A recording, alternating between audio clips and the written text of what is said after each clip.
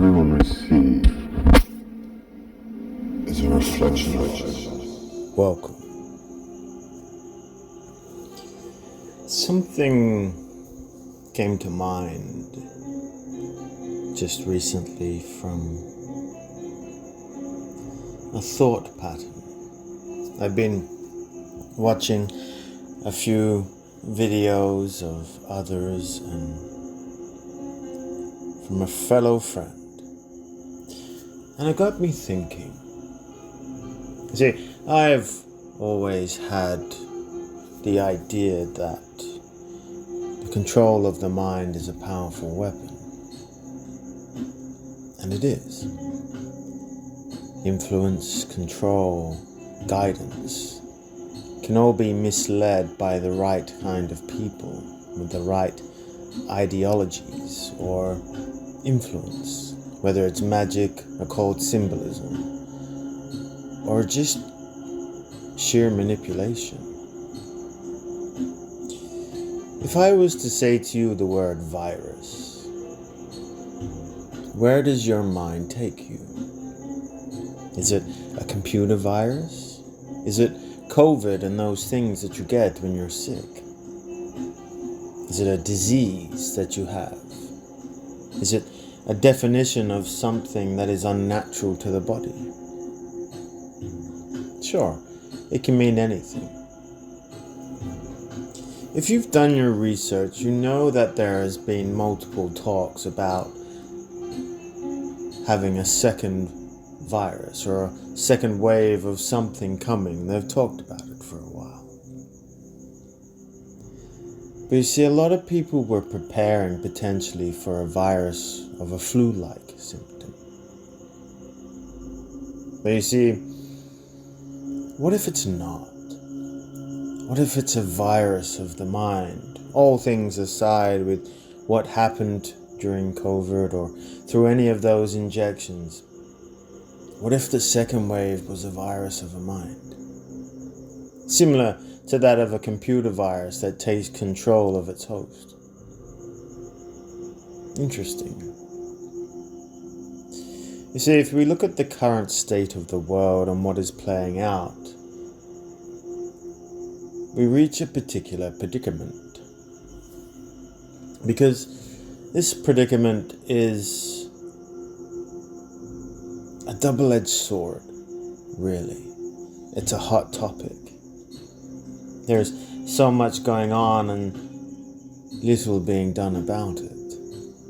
But yet, with all the good that could potentially come from this, with all the good that can be change in humanity and the removal of such evils, this control can lead another way. Because we understand that people are so quick now to judge. And with the introduction of AI at its peak, videos are now getting harder and harder to discern. Because the collective is so focused now on all of these specific rings and people involved, their mindset is now so heavily influenced and dictated by that type of terminology, by that type of influence and interference of their mind. Let's get this straight. A lot of those things need to be burnt down to the ground, disappeared from a reality they have no right to live here on earth. But you see, it isn't about that. It is about what humanity does from this. And this is the virus. What is it doing to humanity's way of life? Justice needs to be held, I agree. But at what cost to humanity? If someone poses a AI video of something or someone, let's say you don't follow orders under all these new rules and policies. So an AI video of you gets created doing things that you didn't do, that are so wrong in this world. People's first reaction without questioning the evidence is to dismiss you, label you. This is where it's headed. If you take it at face value and look at the things that happened during COVID, everyone was quick to dob in their neighbor. Everyone was so harsh upon wearing the masks, taking this, defending the system, and it is happening again. The same people are rising up and protecting the innocent. But is the virus mind control? Is it a way of dictating how people react, how they see things? This is a hot topic because people need to understand that at the root cause of this, whether it's the elitists or the people in power running this whole show, they know what they're doing. The people are the unity. They are the strength of the world. This is what's hard to even say. It's hard to get anything done in this world apart from our rage against it. It sickens me sometimes the level of atrocities that humans can commit and the protection that they get from the people in power and the lies and the corruption from governments. It's horrible. It's horrific. It's soulless. But the one thing humanity must remember is not to lose themselves because it is so dark. And that is one of those things that they understand more.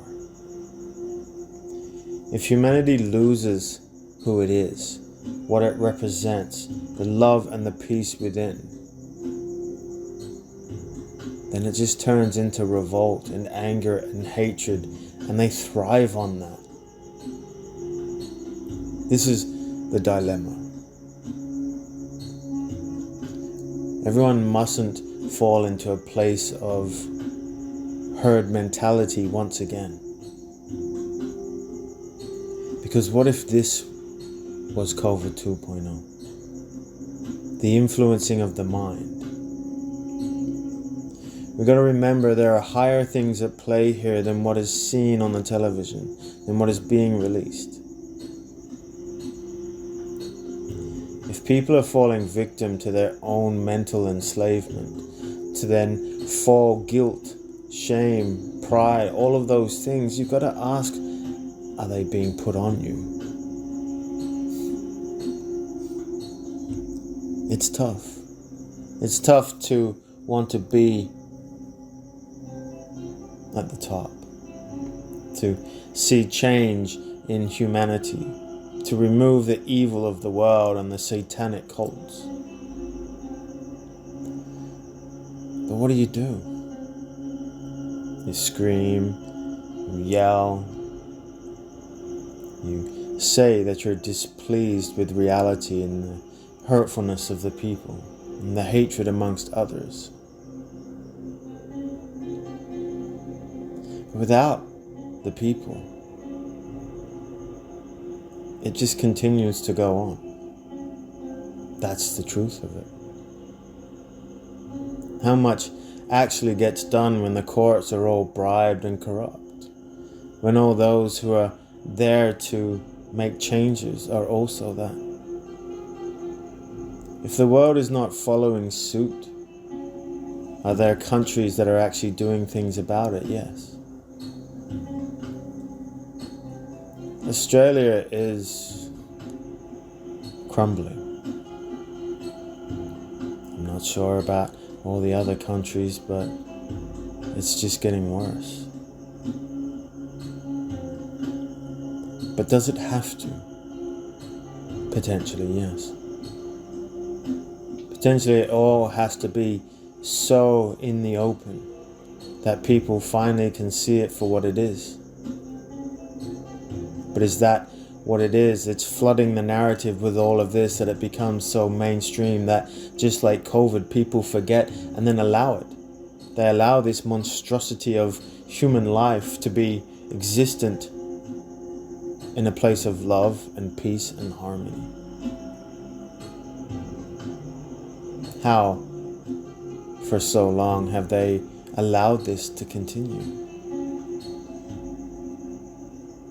That's where the religion side and faith comes in. How has this been allowed to continue?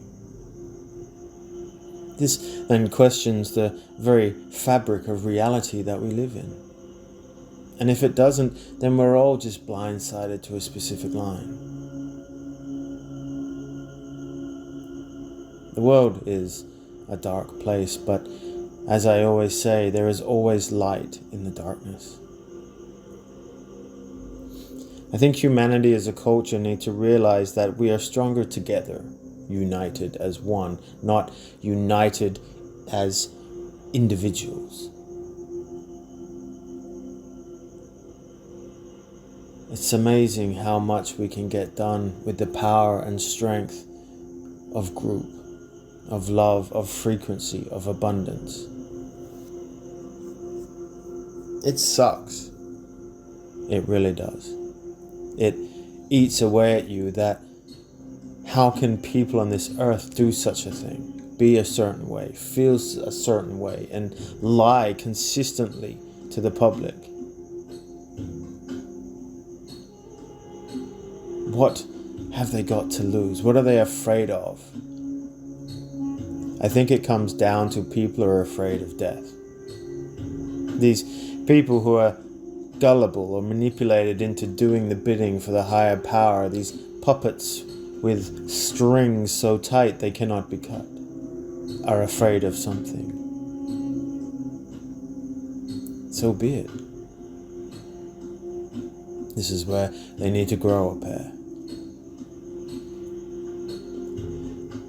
But as the world continues to focus on one thing and the mental enslavement of humanity focuses it on, well, behind the scenes, many things get drafted up. Things go missing, disappearing, people leave, going to other places. How many of you have looked to the skies? What is happening in the skies? What about all of the military bases? What about all of the things that people are now not focused on? This is one of the problems with influence and social media, is that once something starts, it's hard to remove. Especially all at the time of the Winter Olympics. So many people are distracted. And I wonder why. But this is more about allowing people to realize that despite the atrocities, you must not lose yourself because of it. Rage, yes. Anger, absolutely. Hatred towards those, for sure. But never lose your mind and become someone different because of the actions of others. Remain true to you, with the discernment and the aggression of a warrior and a spiritual leader. So does with that, I leave you with peace and love. Take care.